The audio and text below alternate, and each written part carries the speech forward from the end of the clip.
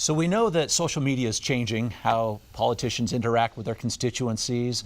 It was a great way to reach out to them. But Julia, you've been doing some work interesting that sometimes a little too much interaction, maybe a little too much. Maybe a little too much. Talk about that a little bit, and then let's all just talk for a second about the impact and how politicians are embracing or maybe even harnessing. Well, everyone rags on President Trump for using Twitter a lot, right? But I like Twitter, and I think it's a useful tool for a lot of politicians now to more directly engage with their constituents. So there's a lawsuit right now against President Trump because he tends to block his critics. And so a lot of people in other states started noticing that their congresspeople were blocking them. Congresswoman Mia Love was getting a lot of complaints for blocking people. And then I found out, I was doing some research for a story, and I found out that even state senators, police chiefs, everyone's blocking people right now. And what are the obligations of a public servant to keep their forum open and not block people who might be a little overly critical of them? So it's a question of, do you need to grow a thicker skin?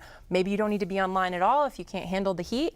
But I talked to one, I don't know. But it's a really interesting question right now. It might be decided by courts, but basically if you are a public official online, what is your obligation to keep an open channel of communication to your constituents? Yeah. The social media is the Wild West, and you can't control the Wild West. And if you want to ride in the Wild West, you've got to take all the arrows and everything that's thrown at you. And I agree. If you're using it public space, why would you want to block them to begin with? I mean, let's hear from them. Let's have a real interesting dialogue with them. Well, and it's kind of one of those things, you can't block the door to the courthouse and allow people to get in. Is social media just the door to the courthouse and the Capitol? And people used to get letters back in the day, and if you didn't like it, you just tossed it, or you wrote them back and talked about their legitimate concerns.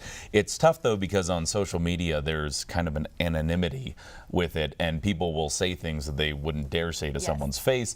And so at what point, can you block them? It's tough because they are a public official. They are being paid with public money. So can you block them? But they're, on our station Facebook page, we have rules that if you say certain things or go after people, you can be blocked, but we're also a private company. That's where it's different. And, is it just one of those things? Ignore it. But when you talk about social media and politics, when you look at how much politicians can get notoriety now and how much they can get their issues out there, it's completely changed the game.